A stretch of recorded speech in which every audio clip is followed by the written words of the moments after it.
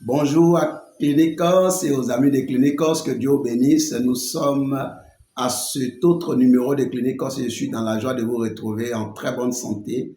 C'est toujours avec un même bonheur et un même honneur de vous servir. Et je voudrais que nous partagions d'abord Jérémie 28, verset 20. Il est dit ceci. Alors Anania, j'ai rappelé le passage, prenez-le. J'ai dit Jérémie 28, verset 10. Alors Anania le prophète enleva le joug de dessus le cou de Jérémie, le prophète, et il le brisa.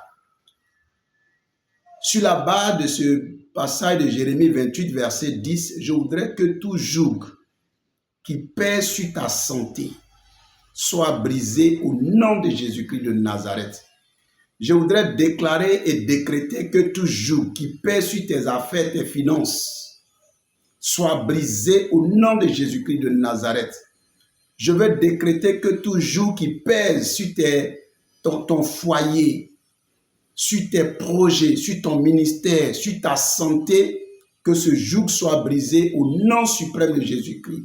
Je voudrais enfin déclarer que tout joug qui pèse sur ta vie spirituelle, sur ton ministère et sur tes entreprises soit totalement brisé au nom de Jésus-Christ de Nazareth. Amen. Ce matin, c'est avec beaucoup de bonheur que je vous retrouve et je voudrais saluer Antoine Zouzoua, la chantre, la diva Begré, ange de gloire. Saluer Josiane Talou, saluer Devales Trien Kofi, saluer le missionnaire Meïté Ibrahim, saluer mon frère et ami Olivier Comenan, saluer également Isidore Brou, saluer Adèle Bierou, saluer Kwame Memel, saluer Georgette Gras, Anne Kouatenin, Dieu te bénisse. Saluer également Ange Natacha, épouse Dianini et Natacha Dianini. Sans oublier Christelle Zakba, Al-Farabi Eouman, Nyagbo Vagba Clément, la révérende Agnès Gomez et Reynaldo, Marus Kwasi, Mariam Traoré et l'homme de Dieu, le pasteur André Losseri Yenon. Que Dieu vous bénisse et soyez salués depuis vos positions respectives. Alors ce matin, nous sommes dans la joie et nous allons partager l'histoire de Élira. Son nom c'est Élira. Mais Élira a une histoire qui forcément va nous permettre à Clinicos de l'aider. Parce qu'à Clinicos, nous avons droit à la guérison. Nous avons droit à la guérison divine, je précise.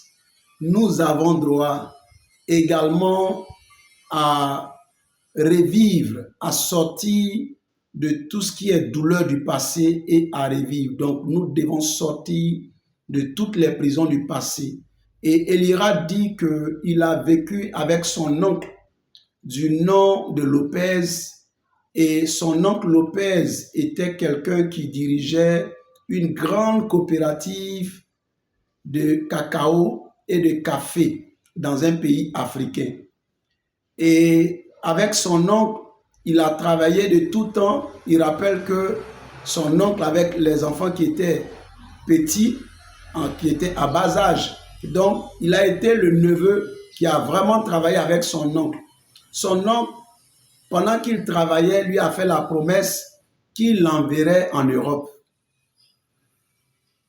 chez des amis. Et Élira dit qu'il a travaillé avec son oncle sans être payé.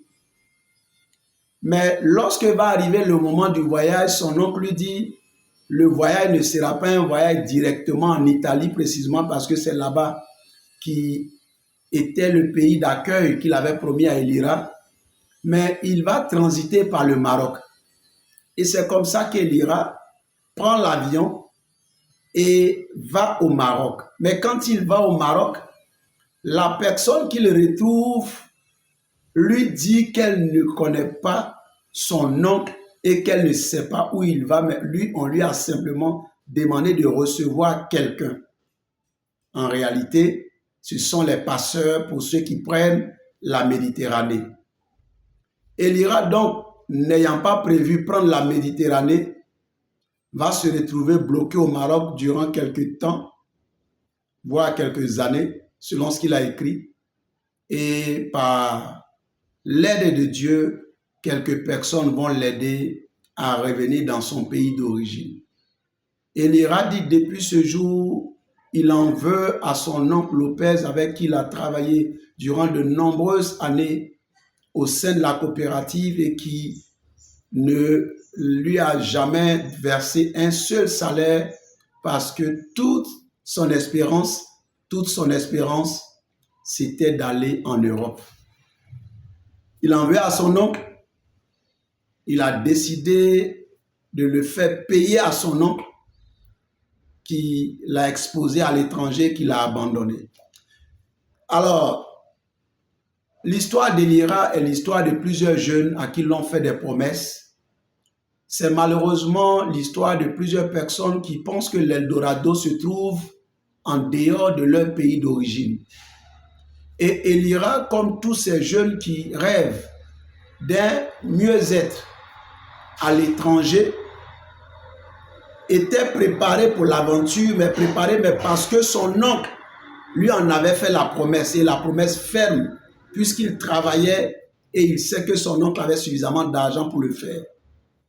Et ce que je voudrais dire d'entrée de jeu, c'est à Elira et à tous les jeunes comme Elira qui rêvent d'aller à l'extérieur. Aller à l'aventure n'est pas mauvais. Vouloir vivre à l'étranger n'est pas mauvais. Mais il faut y aller par les voies légales. Il faut y aller en mobilisant les moyens autour de soi pour ne pas avoir des surprises désagréables et pour ne pas connaître une telle désillusion comme celle qu'Elira a connue en se retrouvant au Maroc au lieu de se retrouver en Italie. Je voudrais également rappeler que lorsque vous travaillez avec quelqu'un, fût-il un oncle, il est bon de savoir que vous allez, en travaillant, découvrir des situations que vous n'avez pas prévues.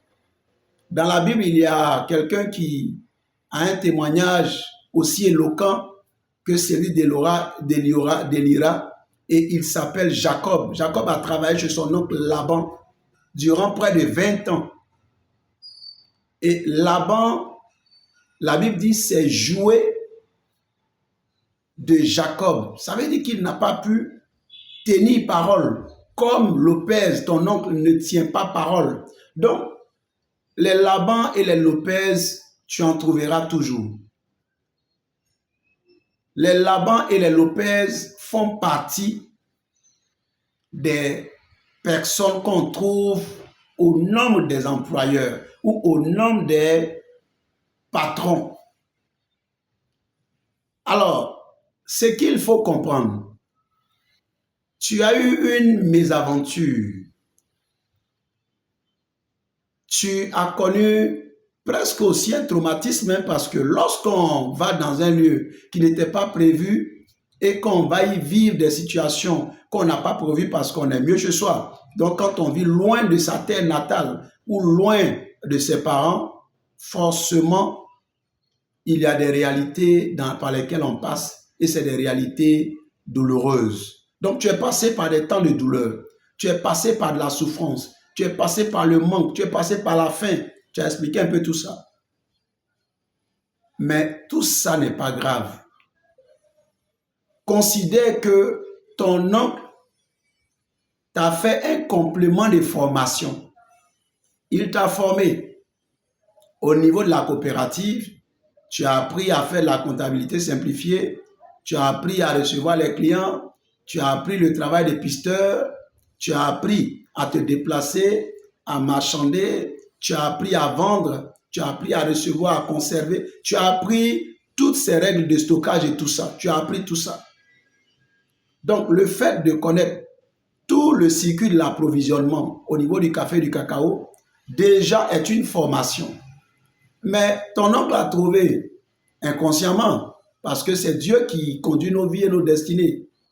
Ton oncle ne sait pas que tu avais besoin d'une rallonge de formation. Et ce que tu as vécu au Maroc fait partie du complément de formation dont tu avais besoin avant maintenant de commencer à ton propre compte. La même chose est arrivée à Joseph. Joseph, chez son père, il était inspecteur superviseur de ses frères. Et c'est même lors de ses lors des supervisions, de l'une des supervisions, que ses frères vont chercher à le vendre. Ils vont même le vendre.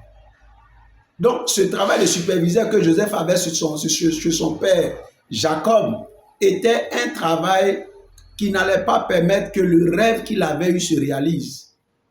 Par moment, il y a une destinée que nous transportons. Nous transportons une grande destinée, nous sommes une grande étoile. Mais pour que cette étoile brille, elle a besoin d'un cadre. Et Dieu parfait le cadre pour que l'étoile brille correctement. Ton oncle ne savait pas. Mais moi, je suis en train de te le dire. Parce que Joseph est aussi un bel exemple pour toi. Joseph, fils de Jacob.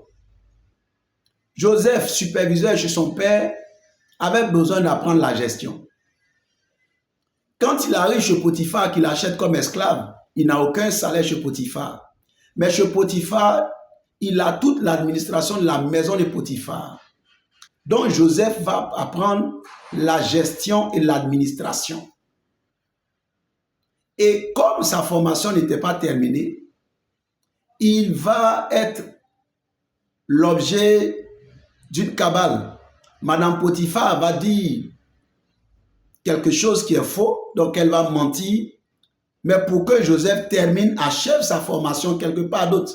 Par moment, il y a des attitudes des hommes, des personnes que nous aimons, avec qui nous vivons, mais qui nous étonnent et qui nous choquent. Et ces attitudes-là nous conduisent dans des lieux imprévus, dans des situations imprévues. Mais en réalité, ce ne sont pas ces hommes-là. Il y a la main de Dieu à travers leur façon de faire, à travers leurs actions et leurs réactions. Et Joseph, après avoir appris la gestion et l'administration, il fallait quand même qu'il ait un stage pratique pour l'administration et il avait besoin de compléter son travail d'administration au moins en faisant les ressources humaines. Donc Joseph va donc aller en prison. En prison, ce n'était pas un cas agréable, comme le Maroc n'était pas un cas agréable pour toi. Joseph aurait préféré rester chez Laban, mais il ne savait pas où le rêve allait se réaliser. Donc, Elira, tu ne sais pas où ton rêve va se réaliser. Tu ne sais pas où ta destinée va se réaliser. Mais pour qu'elle se réalise, il faut que Dieu, qui est le maître d'orchestre de nos destinées, mette en place tous les ingrédients. Donc Joseph, lorsqu'il va en prison, il va apprendre à faire ce qu'on appelle les relations d'aide. Et tout responsable, tout directeur des ressources humaines a forcément cela comme qualité. Il écoute, il parle avec les salariés, il échange avec les syndicats pour apaiser le climat social. Il mène par moments des enquêtes d'opinion en interne pour vérifier l'efficacité du travail qui est fait et comment est-ce que le travail est perçu et comment est-ce qu'il faut trouver les leviers pour l'améliorer. Joseph avait besoin de l'apprendre. Et Joseph, donc en prison, il arrive et le responsable de la prison confie à Joseph ce pourquoi Joseph n'était pas payé. Donc Joseph avait la qualité de prisonnier, mais avec une activité d'administrateur, une activité de responsable des ressources humaines. C'est comme ça qu'il va rencontrer le panetier et les chansons de Pharaon, avec qui il va échanger. Et plus tard, cet échange avec les deux va permettre à les chansons plus tard, alors qu'il aura oublié, quand le temps de Dieu arrivera, que Joseph, en une même journée, parte de la prison et arrive au palais. Et son histoire se réalise telle que Dieu l'avait prévue. Mais avec des voies que Dieu s'est choisies. avec une trajectoire que Dieu a prévue lui-même. Alors je voudrais dire à Elira, n'en veux pas à ton oncle. Je t'ai donné l'histoire de Joseph pour que tu saches qu'il ne faut pas en vouloir, même à ceux qui nous méprisent. Je le dis à chaque fois que quelqu'un vous méprise, cette personne est pour vous le meilleur booster, le meilleur allié. Parce qu'en réalité, quelqu'un qui vous méprise dans une situation ou dans un état est en train indirectement de vous dire que ce n'est pas l'état dans lequel vous devez être. La personne est en train de vous rappeler implicitement que votre état n'est pas l'état que vous méritez. Vous devez être meilleur que ce que la personne voit. Donc, elle vous méprise, elle vous regarde de haut, elle vous rabaisse. Ce n'est pas grave. Ce que ton oncle a fait te permet, en revenant, tu connais maintenant comment est-ce que le cacao fonctionne. Tu sais maintenant comment on peut vendre le cacao. Tu sais comment trouver les clients. Tu sais.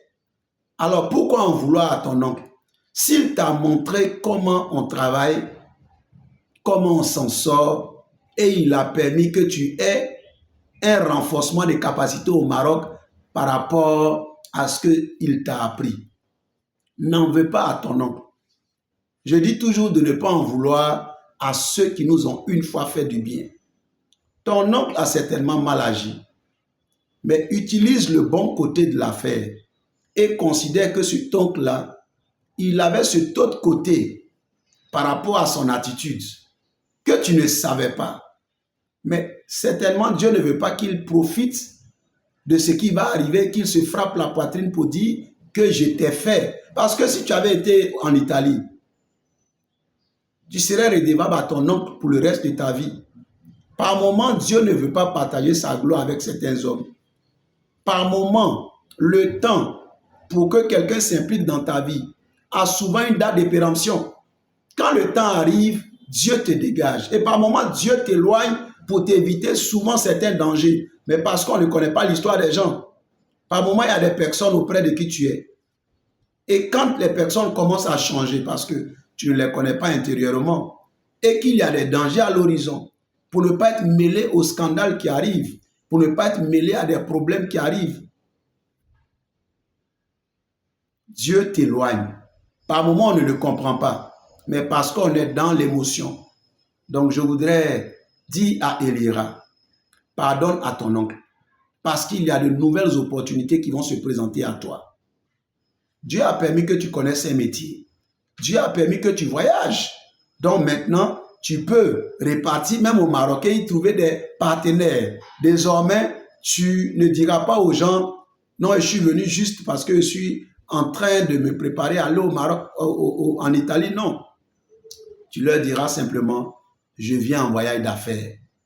J'ai besoin de partenaires parce que je suis quelqu'un qui s'y connaît dans toutes les activités relatives à la vente du cacao de mon pays. Il faut garder cela. Je voudrais prier pour toi. Seigneur, je voudrais prier pour Elira. L'amertume prive de la grâce. C'est pourquoi Elira n'a pas besoin de garder la rancœur, n'a pas besoin de se venger, parce que c'est Dieu qui rétribuera son oncle. Dieu dit, à moi la vengeance et à moi la rétribution. Seigneur, guéris Elira. Guéris tous les Elira. Toutes ces personnes qui ont été abusées, toutes ces personnes qui ont connu la désillusion après qu'on leur ait fait des promesses auxquelles ces personnes ont cru. Qu'elles soient guéries. Et remets-les sur leur chemin, le chemin de la réalisation de leur destinée. Alors que Dieu bénisse.